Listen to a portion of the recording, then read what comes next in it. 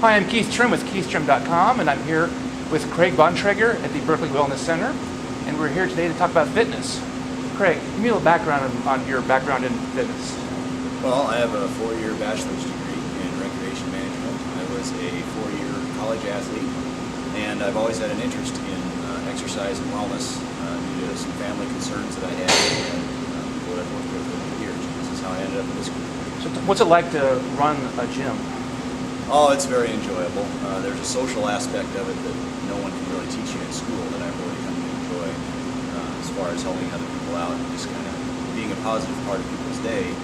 But at the end of the day, it's really important to make sure people are properly educated on the right aspects of how to do certain lifts and exercises. I've noticed on the wall you have certain events that you do. Coming up, you have an event coming up, right? We do.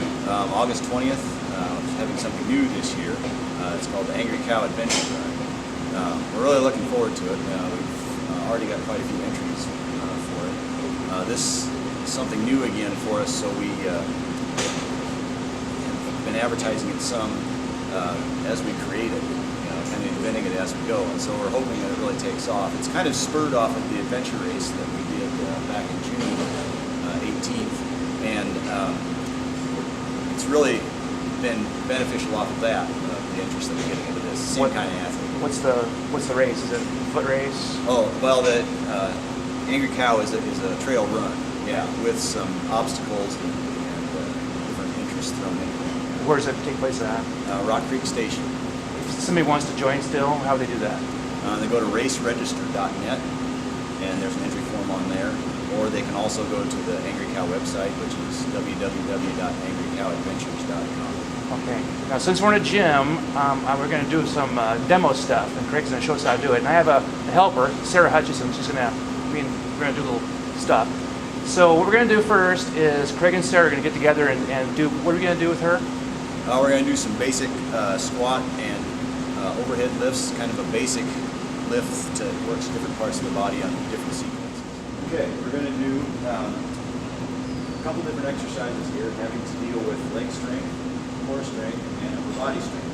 The lifts that we're going to do, we'll work with this sequentially, and I'm going to give you 3 different ways to do them. An easy way, an intermediate way, and I don't want to say expert, but a more difficult way or more challenging way. Okay, so first off, we're going to have Sara here sit down in our little leg press machine. When you use the leg press machine, it's very safe, it's very easy to use, and yet you still can get some benefits from your legs. So what I'm going to have Sara do is put her feet up here so that the heels of her feet are shoulder width apart. Your toes are pointed out, just so that it takes the angle, puts less stress on your ankles and your knees as you lift. The next thing we want to do is position so that it's about 90 degrees bend in your knees when you go to lift. Okay? Okay. Then she can either hold on to the handles here or she can rest her arms across her chest and we'll go ahead and lift out. When you lift forward, never extend your legs all the way. Go straight without walking the legs straight. Get back in. When you exercise, try not to let the weights touch. Put constant stress on the knees and the butt. Just give me a couple of these. Okay. This is going to work the quadriceps, hamstrings, and buttocks areas and help with balance and strengthening of the legs. Okay? Good. Okay. All right, the second part of the easier way to do this lift is to sit in a chair so that your back is properly supported. You never want to arch your back when you're in the chair. Keep your tummy tight so that you can sit to the back of the chair and use your abdominal muscles to lift. And we're going to work the shoulders and upper back. And I'm going to have Sara bring the bar up, set it right kind of in her collarbone area right here. Keep your head against the back of the bench. And you're going to lift overhead. Okay.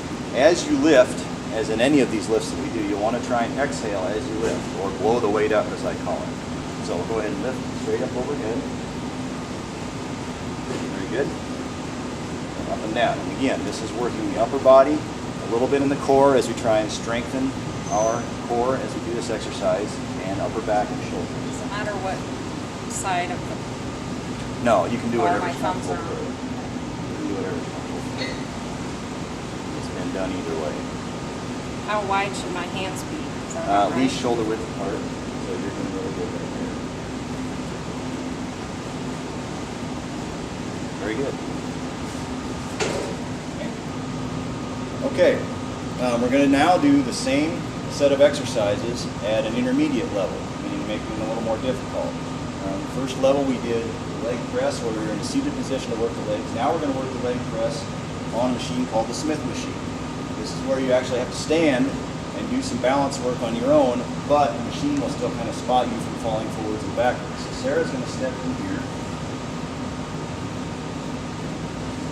You want the bar to rest on the top of your shoulder blades, not on your neck, and not down here lower on your back. You want it right on your shoulder blades.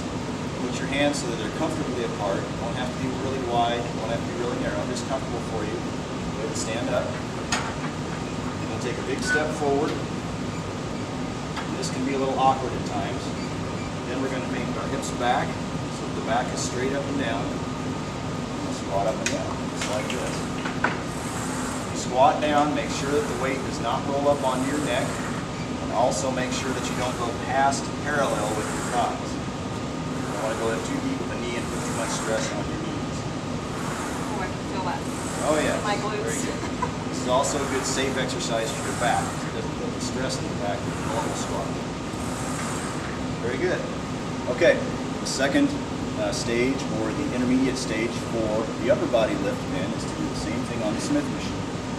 Before we were sitting on a bench with the back support up to support your back. Now we're going to sit on the Smith machine where it will help protect you, spot you a little bit, but we're going to sit without a back support so that your core and back have to be a little more involved. So Sarah's going to sit here. The bar is about at her collarbone level as the bar was before. She's going to keep her back tight and her tummy tight.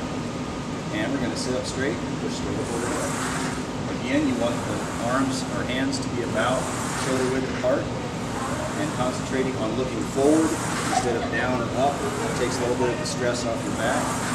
She has good form here, tightening the tummy and working the shoulders and upper back.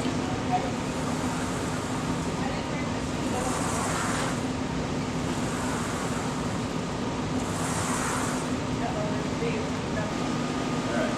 Okay, and now we're going to do the expert level or the advanced level for this lift. Again, working quadriceps, hamstrings, and buttocks area, and also core and shoulders and upper back. And this is called a hang clean. This is the full lift, the traditional lift. And this lift is actually competed or contested in the Olympics.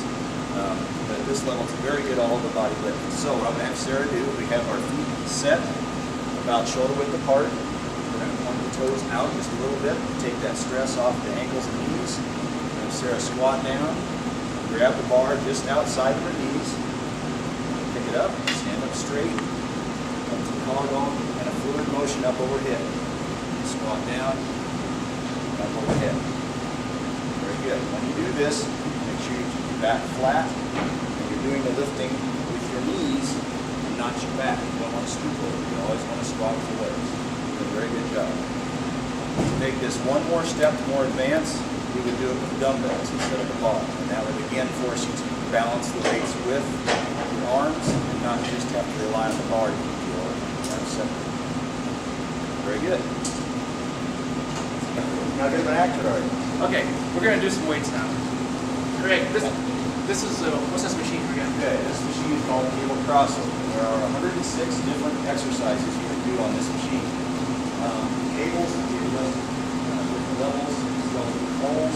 We have different handles to use for all of them. And so what we're going to do is just demonstrate a few different ones of these. I'm not going to go through all 106 with you at this time. It'll take a little while, but Keith here is going to show us a few different ones. The first one is the basic original cable crossover lift. So what we'll do is grab a handle on each side. When you use this, we'll make sure pulleys are the same level on each side, very easy to do because all the holes are numbered. We'll make sure we have the same handle on each side, so you're not trying to match that up incorrectly. And then also that you have the same weight setting on each side. Okay, now the next thing we're going to do is put one foot forward, one foot back. It does not matter which one you prefer, whichever one's more comfortable for you. Then the next thing we're going to do is move forward just a little bit. And we're going to bend the arms, cross. That's where the crossover comes from. Of course, the inner part of the pectoral muscle over there. Come back up, always keeping the elbow above the wrist, and you cross over the other way. Alternate back and forth. been doing it wrong all these years. No. You saw a fitness expert about that. Okay? Very good. Cross it over in front. The farther you reach across, the more you're going to work the inner part of that pectoral muscle. That also brings out some definition. Very well. Give me a couple good things. I like the. All right. Another great one is the reverse cable thrust. Down at the bottom. I've never done this before. So this time, you're going to reach across, grab this. Yep. Across, grab this. All right. Now, again, put one foot ahead of the other. Doing this, by the way, helps you balance both sides of the ankle with your back. This lift, the first lift towards your chest, this lift on the back. All right? This time, lift elbows above and lift the weight out like this. Good. Back down. That's 150 pounds. You can't class this stuff, can you? Right. No, this one, yeah. The big thing with the cable crossover is that while it's still somewhat of a free weight movement, because you have to pull and balance the weights, it's still very safe because the weights are controlled but not over your head. You're not going to fall on them. Yes, that's what's nice, but it's Something safe. drastic would happen if you had to let go of the weight. How about we do two more things? Okay, this is called the pec deck. Again, this is for your pectoral muscles. Very safe exercise. Does not involve the forearms at all. Mainly just for the chest. Now, what you want to do with this, even though there are handles for this, you actually are going to be pushing the weight with your elbow. And I want you to kind of push your elbow down. Like you're going to look, you're going to squeeze with your elbows. And the keys up here are adjustable. We have it set at about medium level. Stretch your pecs and shoulders out to about the right level. However, you can adjust that more if you want more of a stretch. Or some of our patients that don't have very flexible shoulders, they move it up so they don't have to stretch it out so much. I have a question for you. Over the years, I've developed some tendonitis in my shoulders. What's a good way not to do that? Well, tendonitis is an overuse injury. So what I would do is maybe try and look at your daily routine. What is an activity? It's very repetitive. That would be a cause of Is there a rule of thumb with weights? Don't lift so much over what you're between reps or something like that? It can be, but I would, most people wouldn't lift that kind of weight and that kind of repetitions. You're going to see a weightlifting tendonitis in the professional. Okay. Alrighty. All right. This is the preacher curl. This is a great exercise. Working forearms, biceps, both inner and outer biceps. Call them biceps because they have two separate muscle groups, just like the triceps have three. Biceps, very simple. Put your arms over the top. Make sure your chest is pressed up against the pad here so that you're only isolating those bicep groups now. Is there a reason for isolating those? Well, generally when you lift with your arms, you're using your outer biceps. Those are a little stronger than, and that's usually where the definition comes from. However, your inner biceps are the ones that get injured if you pull a bicep or something because they're weaker. So this kind of promotes working both of those. Now, if you grab the outside grip, that's going to work the inner bicep. Okay. I got a cheap start. Yep, that's okay. You usually have to do that. When you come down, try not to go down to a straight arm. Try and keep a little bit of a bend in there. Also, when you lift, keep your wrist as straight as possible. Try not to curl it up or... Well, that's another wrist injuries. That's easy to get too. Oh, yeah. And wearing supports like this when you lift is an excellent idea. That extra stress that gets put on those joints helps support that quite a bit. Okay? I'll just set it down and I'll show a little difference here. Okay. Now, then to work your outer biceps, we'll grab this inner grip, and that angles your arm in just enough. Again, you probably have, especially if you're lifting a little heavier weight, you have to start by cheating a little bit, and that's fine. But once you're sitting down, That cheating's okay. in that particular case. Excellent. And again, as I was showing Sarah earlier, you'll want to try and exhale as you lift. Even if you're doing a little I mean, this isn't working as large muscles as the quads, but it's still going to win you. Where are we located right now? The weight room at the Berkeley Wellness Center. We're at the Jefferson Community Health Center at 2200 H Street. If somebody wants to join your club, how do they do that? They can come into the front desk of the Wellness Center. We have annual memberships available. They can also buy a guest pass for a day or for a week. You got that wonderful 5-punch card. Yeah, we have that available for those who are either trying to decide if they want to become a member or just can't come in more than a couple times a week. I like the punch card. Yeah. Because I don't do the treadmills, I just do this. There you go. So it's been here for how long now? The Wellness Center was started in 1996, and I am not the original director, but it has been here since. One last question. Any big plans for this coming up? Well, expansion has always been something I've had to do, but our outside limits kind of inhibit that a little bit. However, we are going to be doing some work back here in the aerobics area with some new technology that will help attract people more times of the day for classes rather than just our set times. And we're also looking at expanding and changing some of the ways that Do you still do yoga? Yeah, they're gonna build me a private yoga studio. Hold on. This is Sara Hutchison, who my longtime video buddy, and she does yoga classes up here too. And so if you want to tell me about yoga classes. We meet Tuesdays and Thursdays at 6:30. It's a 60-minute class. Any fitness level, any age group, whatever your needs are, we can adjust the various movements to suit your fitness level. And we have a really great time.